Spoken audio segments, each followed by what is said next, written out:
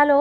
Good evening सभी BA part first के विद्यार्थियों को मेरा नमस्कार। आज अपनी जो फर्स्ट किताब है इकोनॉमिक कंसेप्ट्स एंड मेथड के अंतर्गत अपन ने जो पहला चैप्टर है जो अपन ने पढ़ा था basic economic problem of an economy, यानी कि एक अर्थव्यवस्था की मूलभूत समस्या के बारे में मैंने आपको पढ़ाया था। आपको थोड़ा बहुत समझाने का प्रयास किया था बहुत सरल सब शब्दों में। तो बेटा, अपन ने ये डिस्कस किया था कि मूलभूत समस्या क्या है और ये आवश्यक क्यों है, साधन क्या है, हमारी ह्यूमन बॉन्ड्स क्या होती हैं, ये सब हमने डिस्कस किया था। फिर मैंने आपको एक टर्म बताया था कि प्रोडक्शन पॉसिबिलिटी कर्व, है ना। ये कर्व क्या होते हैं, उत्पादन संभावना वक्र क्या है और वो क्यों आवश्यक है, मैंने आपको बताया। मैंने एक टर्म आप यूज़ किया था। तो आज का जो हमारा टॉपिक है वो यही है, what is production possibility curve and how it is useful for our economy. Basically the production possibility curve is a curve which helps in deciding the quantity of various products for producing in an economy in a specific period of time, so that the utility from that production the society will be maximized। यानी कि बच्चों, उत्पादन संभावना वक्र वो वक्र है जो कि एक अर्थव्यवस्था में एक विशिष्ट समय पर ये बताता है कि दो या दो से अधिक वस्तुओं सेवाओं के या साधनों के निर्माण से हम कितना उत्पादन कर सकते हैं और किस प्रकार का उत्पादन कर सकते हैं, जिससे कि जो समाज है उसको प्राप्त होने वाली संतुष्टि का स्तर कैसा हो बच्चों, अधिकतम हो। हमारा उद्देश्य यही है। अब ये मैंने आपको एक कर्व बताए थे लास्ट लेक्चर में, एक डायग्राम के माध्यम से समझाया था कि क्वाड्रेंट। अगर बच्चों आपने ज्योमेट्री पढ़ी है 9-10 क्लास में तो आपने ग्राफ पेपर देखा होगा। उस ग्राफ पेपर में एक क्वाड्रेंट होता है जिसके चार मतलब एक सीधी लाइन होती है और बीच में से हम उसे काटते हैं तो चार आपको पार्टीशंस दिखेंगे।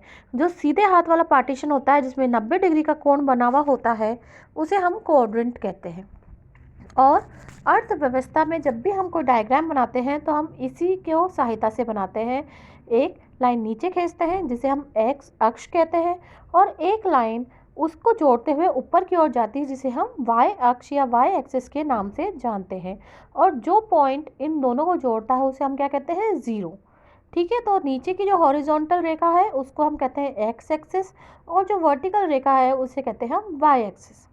अब ये बेटा कर्व क्या होते हैं या वक्र क्या होते हैं। कर्व मतलब होता है घुमावदार, है ना, घूमना घूमना या टर्न जैसा। कर्व हम जैसे कोई रास्ता है नीचे से ऊपर जा रहा है या ऊपर से नीचे आ रहा है, आपने ढलान देखी होगी, वो कर्व वो जो ढलान होती है उसे हम स्लोप भी कहते हैं, कर्व भी कहते हैं। अब ये कर्व क्या होते हैं बच्चों, ये कर्व जो होते हैं ये रेखा चित्र होते हैं, एक प्रकार के डायग्रामेटिक रिप्रेजेंटेशन होता है जिससे कि हम हमारी बात को बिना शब्दों में ही लिखे चित्र के माध्यम से प्रदर्शित कर सकते हैं। इसीलिए बच्चों जो हमारी अर्थशास्त्र है वो एक साइंटिफिक सब्जेक्ट है जिसमें कि अगर हम चाहें तो हमें थियोरेटिकल लिखने की कोई आवश्यकता नहीं है, हमें पूरी कहानी लिखने की आवश्यकता नहीं है। अगर हम हमारी बात को डायग्राम के माध्यम से सही तरीके से अगर समझा दें, डायग्राम के माध्यम से हम समझा दें तो क्या होता है कि हमें कुछ भी थियरी लिखने की आवश्यकता नहीं रहती है। सो बच्चों, जो ये कर्व होता है ये दो वस्तुओं और सेवाओं के विभिन्न संयोगों को दर्शाते हैं, है ना। तो अब जैसे कि मैंने आपसे अभी प्रोडक्शन पॉसिबिलिटी कर्व की बात करी थी,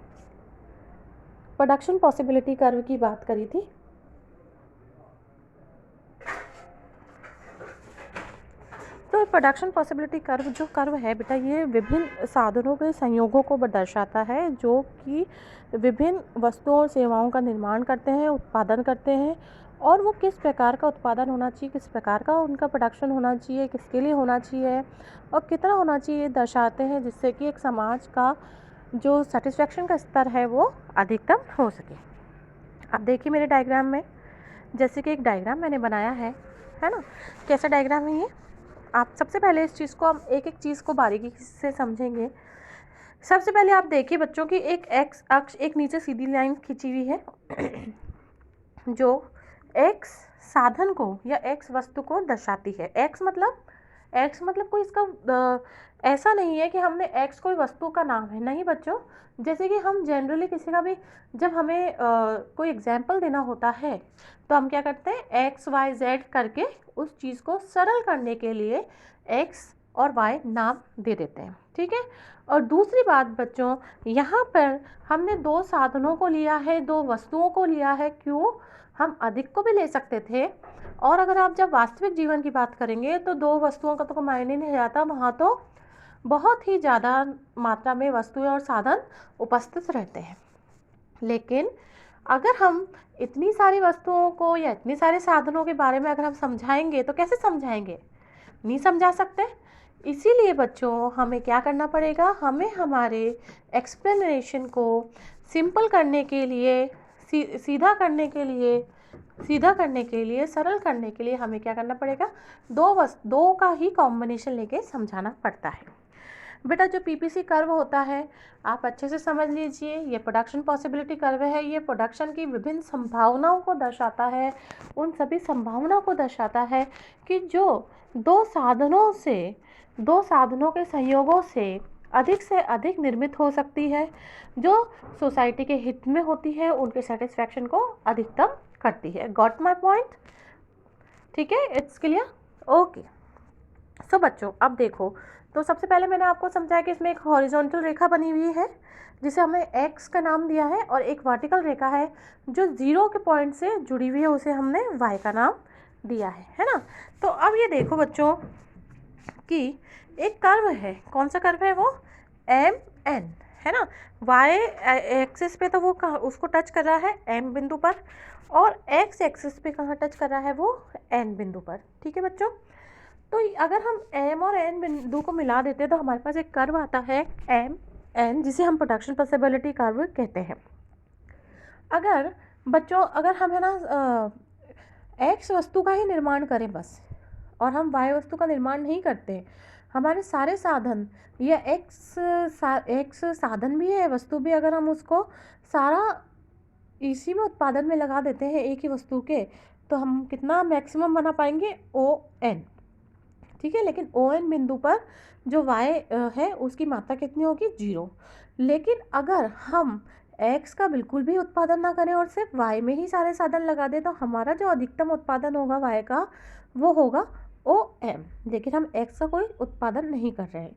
लेकिन जो हमारा संतुष्टि का स्तर जो है वो अधिकतम कब होगा, जब हम इन दोनों साधनों के संयोग से दोनों प्रकार की वस्तुओं का निर्माण करें, है ना।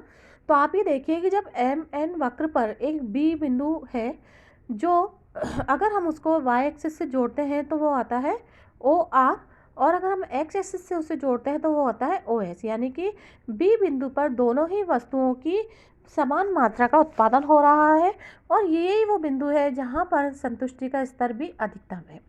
अब आप एक इसमें बिंदु देखिए, ए बिंदु इस प्रोडक्शन पॉसिबिलिटी कर्व के नीचे है।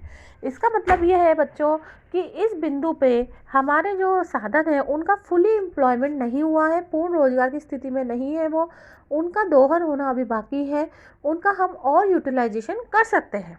ठीक है, तो हमें अभी और उत्पादन बढ़ाना चाहिए, हमें अभी साधनों की और मात्रा बढ़ानी चाहिए। और अगर आप इसमें देखिए कि सी बिंदु की अगर हम बात करते हैं, तो सी बिंदु तो एम एन जो हमारा कर्व है उसके ही बाहर है। उसके बाहर होने का तात्पर्य क्या है कि एम एन जो रेखा है या कर्व है, ये किसको दर्शाती है, यहाँ पे हमारे साधनों का फुली एम्प्लॉयमेंट हो चुका है, पूर्ण रोजगार की स्थिति में है, उनका हमने पूर्ण रूप से उपयोग कर लिया है। जब हमारे पास साधन ही कम ख़त्म हो गए हैं तो हम किस प्रकार से उत्पादन करेंगे, यानी कि C point is beyond our limits. It is possible only when, जब हम साधन हमारे बढ़ते हैं या कोई टेक्नोलॉजी हो जाती है या कोई फैशन में चेंज आता है, then only we can reach C point. बच्चों इसी बात को मैंने आपके सामने एक्सप्लेनेशन में रखा है। मेरी बात को आप इसको पढ़िएगा, समझिए, और मैंने अपनी बात को दोनों भाषाओं में आप तक पहुंचाने की कोशिश करी है। नोट्स मेरे पीडीएफ के दोनों भाषाओं में मैंने लिखे हैं, हिंदी में भी इंग्लिश में भी। डायग्राम्स बनाने की कोशिश करिए बच्चों। ऐसा हमारे इकोनॉमिक्स में कोई भी हार्ड एंड फास्ट रूल नहीं है कि हम पेंसिल या रबर ही लेके बैठे। लेकिन हाँ, जो हमारे नॉन इकोनॉमिक बच्चे हैं उन्हें मैं बता दूँ कि आप स्टार्टिंग में पेंसिल रबर से बना सकते हैं, धीरे धीरे आप प्रैक्टिस करिए। और दूसरी बात, अगर हम हमारी बात को इकोनॉमिक्स में हमें ये स्वतंत्रता मिलती है कि हम हमारी बात को सिंबल के माध्यम से, डायग्राम्स के माध्यम से भी दर्शा सकते हैं। ठीक है बच्चों, आज आप ये पढ़िए, फिर मेरा नेक्स्ट लेक्चर हम वापस से इसके बाद पढ़ेंगे कि what to produce, how to produce and for whom to produce. ठीक है, आप इसको पढ़िए, समझिए, और कोई भी संशय हो तो मुझे व्हाट्सएप के माध्यम से बताइए। Thank you.